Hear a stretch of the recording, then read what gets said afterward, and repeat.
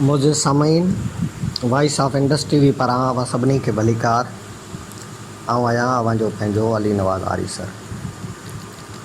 मुझे सामीन अॼु सिंध जे क़ौमी ॾाहे ऐं दानिश्वर साईं अब्दुल वाहिद आरी सर जो जनम ॾींहुं आहे। आऊं वॉइस ऑफ इंडस टीवी सथ पारां सॼी दुनिया में रहंदड़ सिंधियनि ऐं आलम इंसानियत खे आरी सर साहब जे जनम ॾींहं जूं खोड़ सारियूं वाधायूं ॾियां थो ऐं उन सां गॾु ही नंढड़ी डॉक्यूमेंट्री अवांजे अॻियां पेश करे रहियो आहियां। मूंखे उमेदु आहे त हीअ डॉक्यूमेंट्री अव्हांखे पसंदि ईंदी ऐं अव्हां हिन डॉक्यूमेंट्री खे वधि खां वधि शेयर करे सॼी दुनिया ताईं पहुचाइजो ऐं असांजे हिन YouTube channel voice of Indus TV खे लाइक शेयर ऐं सब्सक्राइब करण सां गॾु बेल आइकन खे ज़रूरु क्लिक कजो त महिरबानी थींदी। अब्दुल वाहिद आरी सर जेको सरापा इश्क हो, तारीख़ में कॾहिं कॾहिं ॾाढा ग़ैर मामूली माण्हू पैदा थींदा आहिनि जेके सदियुनि जो थक लाहींदड़ हूंदा आहिनि। जॾहिं खां होश संभालियो अथमि केतिरनि ई माण्हुनि सां मुखामेलो थियो आहे, जिन मां के त रूह जे गहराइनि में लही विया त के वरी रुञ जहिड़े समाज में मोर जे रड़ जीअं विञाइजी विया। किन सां अहिड़ो त रिश्तो अड़िजी वियो जो न चाहींदे बि उन्हनि जो थी वियसि त के अहिड़ा माण्हू बि ज़िंदगीअ जी लड़ीअ में पोइजंदा विया जिन खे न चाहींदे बि मेड़णो पियो। अफ़सोस जो उन्हनि सां का बि रूहानी तोड़े जिस्मानी हज़ारत जुड़ी न सघी। पर जिन माण्हुनि मुंहिंजी ज़िंदगीअ ते पंहिंजा असर छॾिया या मुंहिंजे ज़हन जे बंदि ताक़ियनि खे खोलियो या मुंहिंजे दिलि जे सुकल ठोठ सरज़मीन खे पंहिंजे प्यार जे पाणीअ सां रेज ॾेई सैराब कयो या मुंहिंजे तनाव वजूद में हिकु सहारो बणिजी आया, हिकु आथत बणिजी आया, अहिड़नि माण्हुनि ते ॻाल्हाइणु घटि में घटि मूं जहिड़े माण्हूअ लाइ पहाड़नि जो पंधु जाॻणु बराबरि आहे। बहरहाल उहे माण्हू ई मुंहिंजी ज़िंदगीअ जो वॾे में वॾो सच आहिनि, जिन लाइ आउं पहाड़नि जा पिचरा बि लताड़े सघां थो त कंडनि पथरायल रस्तनि ते पेर पिथूं करे सघां थो। अहिड़नि मानाइतनि शख़्सियतनि मां साईं अब्दुल वाहिद आरी सर हिकु हो, जंहिं कंहिं वक़्तु चयो हो त ऐं सिंध तूं शाहिद आहीं त मूं पैदाइश खां वठी कई मज़हब मटाया आहिनि, पर तोसां लातल लहू में फेरो कोन आंदो अथमि। हिकु वक़्तु आउं अनासरे फितरत जो पुॼारी हुअसि, ॿिए वक़्तु आउं आतिश परस्त हुअसि, टें वक़्तु आउं ॿुधी हुअसि ऐं चोथें वक़्तु आउं मुस्लमान हुअसि। पर छा मूं मज़हब जी दुआ वारनि सां गॾु तुंहिंजी ॿोली ऐं लोलीअ खे विसारियो? पिरह जो पैगाम ऐं सदियुनि जूं सदाऊं ॾींदड़ उहो फ़क़ीर सिफ़्त इंसान जंहिंजी दिलि जी हर धड़कन में सिंध सिंध सवायल हूंदी हुई, उन माण्हूअ ते ॻाल्हाइणु सच त हर कंहिंजे वस जी ॻाल्हि न आहे। जेतोणीकि मुंहिंजी केतिरे अरसे खां ख़्वाहिश हुई त आरी सर साहिब जे तहरीरनि ऐं तक़रीरनि जे फ़िक्री पस मंज़र ते तफ़सीली लिखां ऐं मुंहिंजी इहा बि ख़्वाहिश हुई त आउं संदसि अदबी ख़िदमतनि ते PhD करियां। पर हितां जे सरकारी तइलीमी इदारनि उन मौज़ूअ ते कमु करणु न ॾिनो। उन बाबति जॾहिं मूं किताबु लिखण लाइ ज़हन ठाहियो त मुंहिंजे साम्हूं संदसि ज़िंदगीअ जा केतिरा ई पासा निर्वार थी बीठा। संदसि शख़्सियत जो हर पहलू हमादिया जबल जिया ऊचो ऐं समुंड जेतिरी गहराई रखंदड़ महसूसु थियो। तॾहिं मूंखे इहो महसूसु थियो त आउं कंहिं हिकु पहलू सां बि इंसाफ़ न करे सघंदुसि ऐं पोइ आउं कलम खे बंदि करे वेही रहियसि। अॼु संदसि जनम ॾींहुं आहे ऐं जनम ॾींहं ते खेसि यादि करणु वेठो आहियां त उहो मूंखां घणो दूरि वञी चुको आहे ऐं संदसि यादगिरियुनि जा एतिरा त रेशमी ताकिया मुंहिंजे ज़हन में वेढ़ियल आहिनि जो उखलंदा पिया वञनि। छा लिखी छा लिखां? छा उन जे सियासी पहलूअ ते कलम खणण जी ज़रूरत करे सघां थो जेको एतिरो त भारी आहे जेतिरी ईसा जी सलीब? छा आउं संदसि तहरीरनि ते लिखी सघां थो जिन में नींहं जा अहिड़ा त निशा आहिनि जो अखियूं न चाहींदे बि खुमार आलूद थियो वञनि? छा आउं संदसि सरअंगेज़ तक़रीरनि सां निबाह करे सघां थो जिन खे ॿुधण लाइ संदसि परस्तार पंहिंजा साह रोके छॾींदा हुआ? छा उन जे कचहरियुनि जो छेद करे सघां थो जॾहिं हू कचहरी हलंदे कंहिं नुक़्ते ते बहस शुरू कंदो हो त उन बहस में पूरी दुनिया जे अदब खे पलटाए छॾींदो हो? हुन जे बहस में यूनान जी क़दीम अदब जा हवाला बि हूंदा हुआ त यूरोप जे जदीद रोमानवी शाइरीअ जो लुत्फ़ बि हूंदो हो? अरब जे अज़ीम शाइर अमराउल कैस जा दास्तान बि छिड़ंदा हुआ त सिंध जे उन्हनि वीर सुरमनि जूं कथाऊं बि हलंदियूं हुयूं जे बाग़ुबान ॻायूं हुयूं? ऐं पोइ पाण ई उन मां नतीजो कढंदे बहस खे पुॼाणीअ ते पहुचाईंदो हुयो। आरीसर साहब पंहिंजी ज़ात में फ़र्द न हो, उहो हिकु इदारे जी हैसियत रखंदड़ हो। उहो इश्क जी अहिड़ी त यूनिवर्सिटी हो जो जेको बि इन यूनिवर्सिटीअ मां पढ़ी निकितो सो इश्क में अहिड़ो त रची रेटो थी वियो जो न उनखे आड़ा ॿेड़ियूं ॾंडा ॿेड़ियूं सच पुतरा फटका ऐं कोड़ा हिसाए सघिया ऐं न वरी किरोड़नि जूं थयूं हिरखाए सघियूं। हिन जे उन्हनि शागिर्दनि मां केतिरा ई अहिड़ा शागिर्द हुआ जेके पंहिंजे इश्क खे ज़िंदा रखंदे शहादत जो दर्जो माणे विया।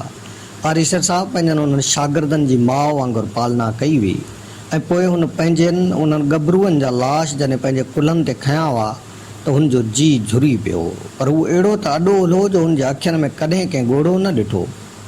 तोड़े जो हू अकेलाईअ में लुड़कनि मां लिक लिकोटी खेॾे वठंदो हो। मायूसी हुनजे नज़र में कुफुर हूंदी हुई। हू बेडपो ऐं बहादुर हो ऐं उन बहादुरीअ सां सदमे सहण जी सघ पंहिंजे अंदर में पैदा करे वरिती हुई। हुनखे सियासत जे हिन अड़ांगे पिचरे ते सदाईं दोस्तनि रुसवा कयो, सांस वेसागातियूं कयूं, पर हू उर्दूअ जे हिन शहर ते हमेशह अमल पेरा रहियो। जो मिला उसी को मुक़दर समझा, जो गया उसी को भूलते गए।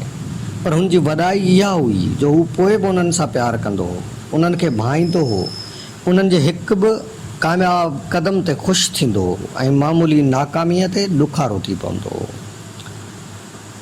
हुन जा उहे समूरा शागिर्द जेके हुनखे पुटनि जी प्यारा हुआ, उन्हनि जी हर अरडाई हुनखे अज़ीज़ हुई। तॾहिं त धणी भाई सोलंगी संदसि विछोड़े ते ओछिंगारूं ॾींदे चयो हो त हू क़ौमी तहरीक जे सभिनी ॾिंगनि ॿारनि जो शरीफ़ पीउ हो। अॼु उहे समूरा ॿार निंदड़का थी विया आहिनि। सिंध जी क़ौमी सियासत में साईं जी एम सैयद खां पोइ आरीसर साहब ई उहो वाहिद अॻवान हो जेको जी एम सैयद जियां पूरी दुनिया जी तारीख़ ते ॻाल्हाए सघंदो हो। हू जॾहिं आर्यनि, दरावड़नि, अरबनि, सुमरनि, समनि, अरगोननि, तुर्खाननि, कलोड़नि, मुग़लनि ऐं अंग्रेज़नि जे दौर जो छेद कंदो हो त पूरी तारीख़ खे पलटाए छॾींदो हो। ऐं जॾहिं हू आज़ादी ऐं ग़ुलामीअ जे फ़र्क़ु खे सम्झाईंदो हो त अणपढ़ियल माण्हू बि आज़ादीअ लाइ क़ुर्बान थियण खे तरजीह ॾींदा हुआ। साईं जी एम सैयद जी फ़िक्र खे सम्झाइण जो हुन जेको आसान तरीक़ो ॻोल्हे कढियो उहो लफ़्ज़नि जी जादूगरी हो। हू लफ़्ज़नि जे जादूअ सां दिलनि जी कट लाइण जो माहिर हो। हुन जो मुतालो थोरो मुशाहिदो वसी हो। हूअं बि मुतालो ऐं मुशाहिदो इंसान जी ज़हनी उॾाम जूं ॿ टांकियूं आहिनि ऐं ॿिन्ही टांकियुनि मां का बि हिकु ख़ाली हूंदी त उहो इंसानु सगारी तख़लीक़ खे जनमु नथो ॾेई सघे। बल्कि आऊं त इहो चवंदुसि त उहो कलमकार पंहिंजी कलम जी नोक सां इंसाफ़ नथो करे सघे। इन हवाले सां बि साईं आरीसर जे दिमाग़ में हिकु खज़ानो दफ़न थियल हो। हिन न रुॻो पढ़ण में पंहिंजी उमिरि सर्फ़ कई, पर हुन त सॼी सिंध जे घटियुनि मां गुगदामन वांगुरु गुज़रंदे पंहिंजे अखियुनि खे निंड जो रोगी बणाए छॾियो। हिन क़ौमी शऊर जी जागरता लाइ हर वाइण, हर वस्ती, हर घर, हर घिटीअ में वञी हक़ जा होका ॾिना ऐं पाण पंहिंजे उन मक़सद में कामयाब बि वियो। संदसि इहा सोच इनफ़रादी न हुई। हिन फ़क़्ति पंहिंजे ॿारनि लाइ अहिड़ी जागरता न कई, फ़क़ति पंहिंजे ॻोठ लाइ शऊर जी चिणग कान दुखाई हुई, फ़क़ति पंहिंजी ज़ात जे माण्हुनि खे हिन दुनिया जे सुधरियल माण्हुनि जे सिफ़ में बीहारण लाइ जुस्तजू न कई, पर हुन त हर हुन माण्हूअ लाइ जाखोड़ियो जेको हिन धरतीअ जो ख़मीर आहे, हिन क़ौम जो मुस्तक़बिल आहे, हिन क़ौम जो उसरंदड़ चिराग आहे। संदसि उहे कोशिशूं इज्तमाही हुयूं। आरीसर साहब पंहिंजी सॼी ज़िंदगी कारकुन वांगुरु गुज़ारी। हुन वटि माण्हुनि खे मुअण जो अंदाज़ बि ॾाढो मोहींदड़ हो। ऐं हिते संदसि समाजी ज़िंदगीअ जे वाक़िअनि खे वरजाइण ज़रूरी थो सम्झां। आरीसर साहब जे तॾे ते हिकु माण्हू आयो जंहिंजा मेरा लटा, अणबा वार, पेरें उबराणूं, अखियूं लुड़कनि सां टबटार, दुआ घुरण खां पोइ मुसलसल रोंदो रहियो। उते मूंखां कंहिं पुछियो त हीउ आरीसर साहब जो वेझो दोस्त थो लॻे। तॾहिं मूं खेसि ॿुधायो त हीउ छोर शहर में रेड़े ते सब्ज़ी खपाईंदो आहे। बहरहाल इहा ॻाल्हि केतिरनि खे सम्झ में आई, इहो हिकु अलॻि बहस आहे, पर उन जो पस मंज़र ऐं ॿुधाइणु ज़रूरी थो सम्झां। आरीसर साहब जॾहिं बि किथां मोटंदो हो त उन शख़्स जे रेड़े तां अची सब्ज़ी वठंदो हो। मूं हिकिड़े भेरे साईंअ खे चयो हो त साईं, तव्हां जॾहिं अमरकोट खां ईंदा आहियो त उतां खां सब्ज़ी छो न वठंदा आहियो? उते त मंडीअ में रोज़ु ताज़ियूं भाॼियूं ईंदियूं आहिनि, तंहिं ते पाण वराणियूं हुअईं त शहीद अला बख्श सुमरो जॾहिं शिकारपुर शहर में ईंदो हो त उते बीठल टांगनि ते नज़र विझंदो ऐं पोइ जंहिं बि टांगे में ॾुबरो घोड़ो जोटियल हूंदो हो उन ते सुवारी कंदो हो। तंहिं ते हिकु भेरे खांसि कंहिं माण्हूअ उनजो सबबु पुछियो त उनजे जवाब में शहीद अला बख्श वराणियो हो त आउं उन ॾुबरे घोड़े वारे टांगे ते सुवारी इन करे कंदो आहियां जो उन टांगे ते केर बि चढ़ण लाइ तयारु न हूंदो आहे ऐं हिनखे बि शाम जो पंहिंजे बचनि लाइ अटो वठी वञिणो पवंदो आहे। आउं पिणु उन रेड़े तां सब्ज़ी इन करे ई वठंदो आहियां। आरीसर साहिब जी दूरंदेशीअ जो अंदाज़ो इन मां लॻाए सघिजे थो, छो त हुनखे ख़बर हुई त जेसि ताईं असां आम माण्हुनि जे दिलनि में पंहिंजी जाइ न ठाहींदासीं तेसि ताईं असां पंहिंजे मक़सद में कामयाबु न थी सघंदासीं। संदसि समाजी तालुकातनि जे हवाले सां केतिरा ई अहिड़ा मिसाल आहिनि जेके ॾेई सघिजनि था, पर जीअं त हिन वक़्तु उन्हनि सभिनी ॻाल्हियुनि ते ॻाल्हाइण जी आउं पाण में हिमत नथो सारे सघां। वक़्तु अचण ते आउं संदसि सारोणियूं ज़रूरु लिखंदुसि। हर माण्हू पंहिंजी ज़िंदगीअ में हिकु ख़ाल छॾे वेंदो आहे, पर के माण्हू अहिड़ा त ग़ैर मामूली हूंदा आहिनि जिन जो सदियुनि ताईं ख़ाल भरिजनि ॾुखियो हूंदो आहे। ग़ुलाम क़ौम जो हर ॼमंदड़ ॿारु ॾाढो बहादुर हूंदो आहे ऐं हू उन बहादुरीअ सां उन ख़ाल खे भरण जी कोशिशि कंदो आहे। हिन वक़्तु जेतोणीकि सिंध जूं सियासी हालतूं ॾाढियूं बेरहम आहिनि, अहिड़े वक़्त में सगारी तंज़ीम ऐं सगारे अॻुवाण जी ज़रूरत आहे। उन जे बावजूदि अॼु जॾहिं आउं सैयद जे ॾिंगनि ॿारनि ते नज़र विझां थो त उहे ॾाढा ॾाह नज़र अचणु लॻा आहिनि, छाकाणि जो हू ॼाणनि था त संदन अरडायूं जंहिं माण्हूअ सां हुयूं उहो त हलियो वियो। आरीसर साहिबु हिन वक़्तु ताईं खोड़ सारा किताब लिखिया आहिनि जिन में हुन सिंध जे हर पहलूअ ते अलॻि रोशनी विझी आहे, जंहिंमें सिंध जी तारीख़ जा मुख़्तलिफ़ दौर, सिंधी समाज जो जाइज़ो, क़ौमी तहरीक, लतीफ़ियात, बिलावली तहरीक ऐं साईं जीएम सेठ जे फ़िक्र जो फैला अहम जाइ वाला रहनि था। आरीसर साहिब जे कलम मां सिजल मज़मून हिकिड़ो मुल्क हो, हिकिड़ो माण्हू हो। सिंध जी अहिड़ी त भरपूर अकासी थो करे जो मूं अलाए केतिरा भेरा पढ़ियो आहे ऐं हर भेरे मूंखे ईअं महसूसु थियो आहे त ॼण कंहिं नए देश में घुमंदो हुजां, जंहिं देश जो हर माण्हू आज़ादु आहे, जंहिं देश खे कुदरत पंहिंजे नेमतनि सां मालामाल करे छॾियो आहे, जंहिं देश जूं नदियूं ऐं नहरूं पूरे देश खे सरसब्ज़ ऐं शादाब कंदड़ आहिनि, जंहिं देश जे माण्हुनि जो प्यार ऐं सबनि पखियुनि जे टोलियुनि खां बि वधीक आहे। उहो देश अहिड़ो देश बणिजी वियल थो ॾिसिजे जहिड़ो अॼु ताईं पूरी दुनिया जी कंहिं तारीख़ में किथे पढ़ियो ई न वियो हुजे। जेको माण्हू ग़ुलाम देश जी अहिड़ी अकासी करे सघे थो, उहो माण्हू देश जी अॾावत लाइ छा छा न करे वियो हूंदो, इहा पिरोली भञण का एॾी औखी बि कोन्हे। आरीसर साहिबु सिंध जी सियासी, अदबी तोड़े समाजी तारीख़ खे जंहिं दूर अंदेशीअ सां पेश कयो आहे, अहिड़े अंदाज़ में केरु बि अॼु ताईं लिखी न आहे सघियो। हुन ई त असांखे अदब जूं टे फ़िक्री धाराऊं सम्झायूं: सुधरियल क़ौम जो अदब, उसरंदड़ क़ौम जो अदब ऐं ग़ुलाम क़ौम जो अदब। ऐं जॾहिं हू ग़ुलाम क़ौम जे अदब ऐं अदीब ते रोशनी विझंदो त अदब में बाबड़ा पाईंदड़ अदीबनि जे अखियुनि में शर्मसारी लही ईंदी। अहिड़े तरीक़े सां हुन ग़ुलाम क़ौम ऐं आज़ादु क़ौम जा मयार सम्झाया आहिनि। न रुॻो एतिरो, पर हुन त सिंधी ॿोलीअ जी लुग़त में बि बेबा इज़ाफ़ो कयो आहे। आरीसर साहिबु सिंध जो अहिड़ो त अज़ली आशिक़ु हो जंहिंजे अखियुनि में मूं कॾहिं बि मायूसी न ॾिठी। हुन जे अखियुनि में सदाईं आज़ादु सिंध जो नक्शो मुरकंदे नज़र ईंदो। हुन पंहिंजे अखियुनि में जेतिरा बि सपना सांढिया उहे आज़ादु सिंध जा सपना हुआ। हुन पंहिंजनि चपनि सां जेतिरो बि विर्द कयो उहो सिंध जे मुक़दस नाह जो विर्द हो। हुन वटि पंहिंजे घर, पंहिंजी अंदरां खां बि वधीक अज़ीज़ का शइ हुई त उहा सिंध हुई। हुन सिंध ख़ातिर जेल भोॻिया, कोड़ा खाधा, फटका सठा, पर बिड़क ॿाहिरि न कढियईं। उहो अहिड़ो त नफ़ीस ऐं मासूम इंसान हो जंहिं कॾहिं कंहिं ॿार जे गल खे बि छुयो कोन। उन इंसान जे अॻियां जॾहिं संदसि अज़ीम रहबर खे गार ॾिनी वई त हुन पंहिंजे हथनि में लॻल हथकड़ी गार ॾींदड़ खे वाहे कढी हुई। तोड़े जो हुन माउ ते बि गार बर्दाश्त कई हुई, पर हू पंहिंजे अज़ीम रहबर ते गार बर्दाश्त न करे सघियो। आरीसर साहिबु हर तरह सां क़ौमी कारकुननि जी शौरी प्रचार कंदड़ हो।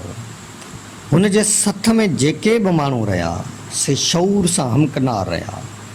अॼु जॾहिं उहो असांजे विच में मौजूदु न आहे त ईअं पियो महसूसु थिए ॼण सिंध जो शौर सुम्ही पियो आहे। पर सिंध वतन ऐं सिंधी क़ौम सां आरीसर साहब जे इश्क कमिटमेंट ऐं वफ़ा खे ॾिसंदे ऐं यकीन सां चवां थो त उहो शऊर हमेशह लाइ निंड न पवणो आहे ऐं सुतत ई बालवा जी भिट तां मारुई जे अखियुनि जे नूर वांगुरु रोशनी रोशनी थी पखिड़िजी वञणो आहे। दोस्तो, जीअं त आरीसर साहब जे विछोड़े खे 5 साल गुज़री विया आहिनि, पर असां अॼु ताईं उन सदमे मां निकिरी कोन सघिया आहियूं। इन करे आउं घणो ॻाल्हाए कोन पियो सघां। इन लाइ सिंध जे ऐं आरीसर साहब जे सभिनी चाहींदड़नि खां माज़रत।